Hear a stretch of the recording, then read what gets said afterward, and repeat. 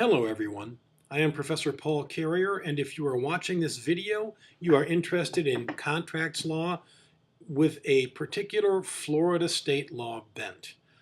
Please remember that the laws you learn in this course are by and large the same in every state around the country. There are certain Florida specifics, there are certain Michigan specifics, there are certain Massachusetts specifics, but what you learn mostly are general rules that and exceptions and quirks that are applicable basically anywhere you go in the United States, with the possible exception of Louisiana, which has a bit of a different legal system. Okay? We are here today to talk about Class 2.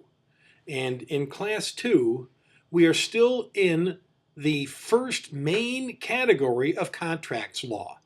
Don't forget, this is formation. We are determining whether or not two or more parties have an agreement that is complete enough and intended enough to be enforceable in a court of law. Okay? So formation is the area we cover for the first 7 weeks. This is week 2, and it is last week we covered the first element of formation of the 4 elements. That was the offer. If you recall from offer, it had to have a current intent. Offers have to be communicated somehow so that the offeree, who we talk about today, knows about it. And there has to be a certain definiteness of terms. I would say that there is a little bit of a Florida quirk when it comes to the definiteness of terms. And so for general law purposes, and particularly for the multi-state bar, treat the third element of the third component, forgive me, I made a mistake with language. The third component of an offer is that it enjoys a definiteness of terms that indicates the other side knows what he or she is going to be accepting.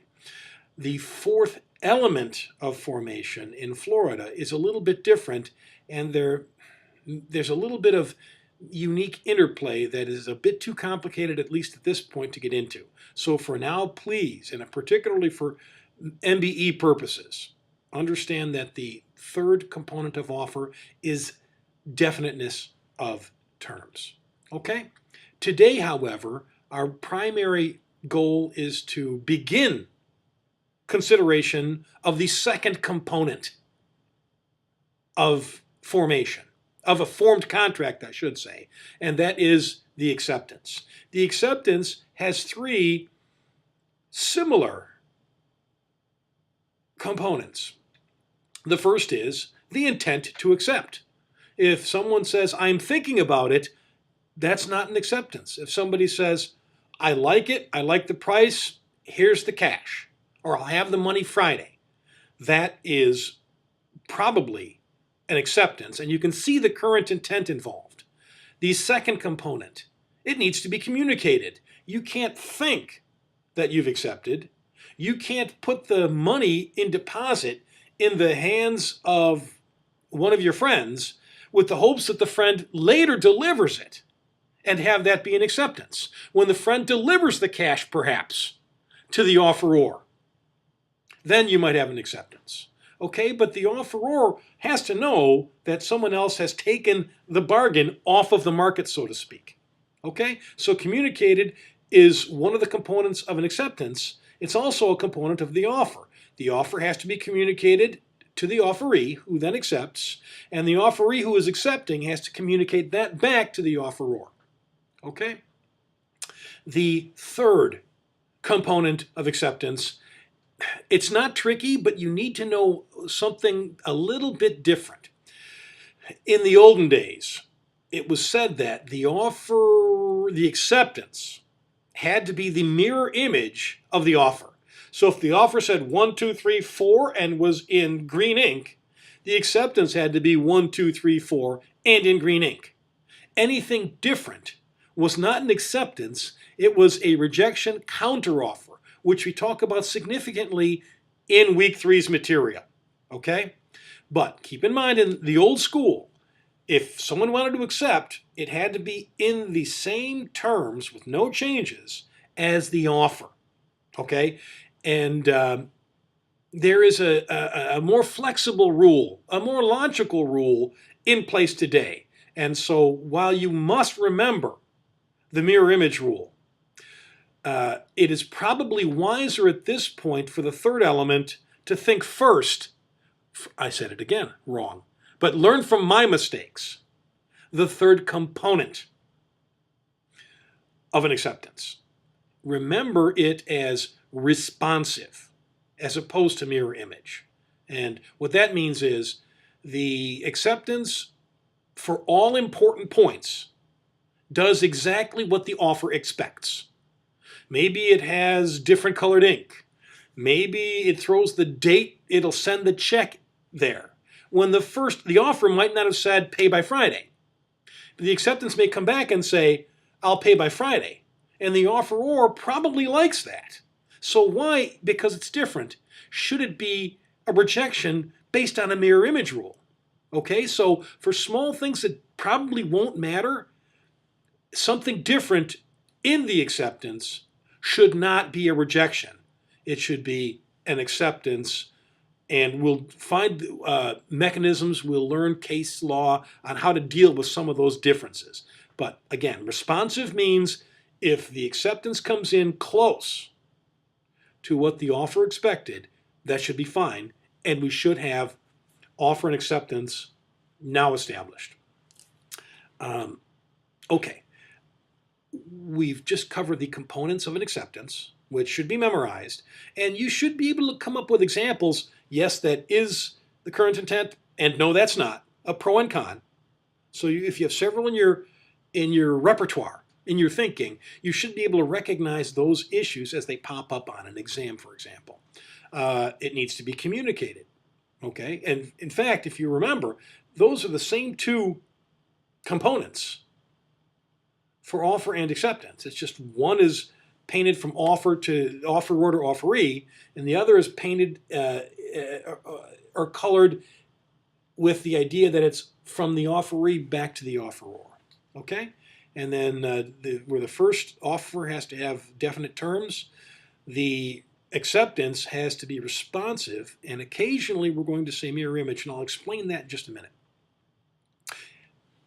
One of the rules in contract law, and you will hear this in other places, is that the offeror is the master of the offer. What he or she or it expects must be done.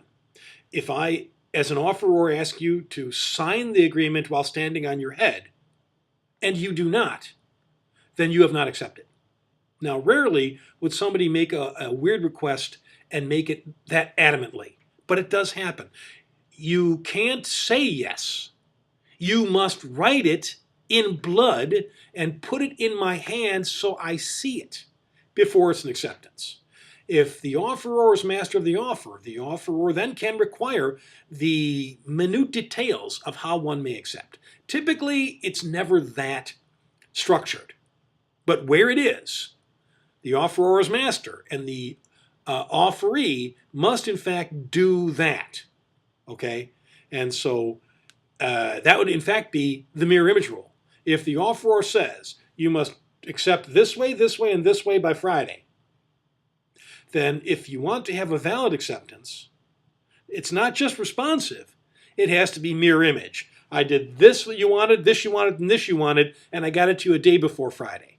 Great. Now we have it. And again, that goes to the idea that, and this is a truism, the offeror is the master of the offer. And so where the offeror specifies certain requirements for acceptance, they must be done. And that's where the mirror image rule still applies. Okay? But for small changes that probably an offeror wouldn't care about, then close is enough. And that's why we prefer at this point the term responsive. Just understand, where there's a specific requirement in the offer for the acceptance, you will be applying the mirror image rule. Where it's not quite that rigid, then you talk about the concept of responsiveness. It's close enough on all the main points. It's not significantly different. Therefore, it is an acceptance. Okay? So that's hopefully enough information for you to become comfortable with when you apply the mirror image rule And when you apply or talk about responsiveness as that third component, and see, I did it right this time, that third component of acceptance. Okay? Very good. One final idea with two subparts before we're done with this, what I like to call a prequel, hopefully helping you as you read the material have a sense of what you're trying to be learning as you read the cases, okay? This is also a good review perhaps at the end of the term when you're trying to remember the big ticket items and how they fit together. An offer. This goes back to master-or, the master of the offer. The offeror is master of the offer. The offeror might expect performance.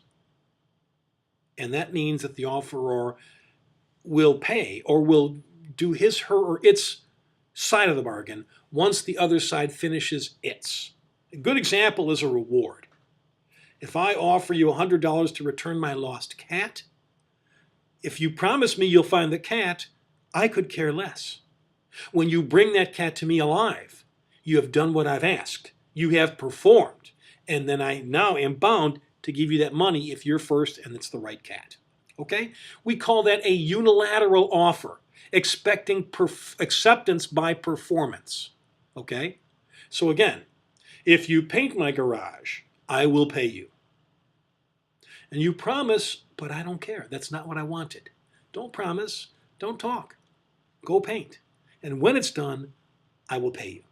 Okay? So, acceptance by performance may be what the offeror is asking. And if that's what the offeror expects, whether it's clear, you must do this. But sometimes the situation demands it, right? You go into a store, everything's a unilateral contract. You order a Big Mac, you order a Whopper Jr. You're not supposed to get that until you pay. And promising to pay doesn't fly. It's the actual performance, the paying, that the vendor would expect. Okay? Those are all examples of unilateral contracts. Contrast that now to bilaterals. In a bilateral, often when some performance may take a little bit of time, the offeror wants the promise that the other side will perform. I will pay you if you promise me you will cater my daughter's wedding and it'll be great. But it's not me waiting to see if you cater. It's me asking you to promise that you will. Okay? And that where I expect performance by promise and then by the activity. That we call a bilateral contract. So unilateral means one promise only for performance. Bilateral means two promises. I will promise to do what I am supposed to. If you promise me, you will perform in the way I expect. See, that's the bilateral idea. Okay? And here's the interesting thing, and maybe this is where you might see some multiple choice questions. With a unilateral contract, the offeree doesn't really accept until he or she performs, but he or she doesn't have to. I can hear about the reward and do nothing and walk away. I don't get paid, but I am not in trouble. In a bilateral contract, it is different. If the person has me promise to cater, then if I fail to cater, I can be sued. I would be in breach of my promise to cater. You see the difference? In a unilateral with performance expected, typically it means that the performance is not required, but it's only payment or return performance if that first performance is accomplished. But you can't sue the person if he doesn't paint the garage. Where it's bilateral and the person makes a promise, then there could be a breach and a lawsuit. You promised me you would cater, you failed to show up, that caused me damages, and this is how much you owe me for ruining my event. Okay? So when you hear unilateral, bilateral, often the question will become whether or not there is recourse against the offeree, who in one case doesn't have to do it but can. In the other case, has to do it based on the promise or is in breach. Okay, I'll see everyone in class.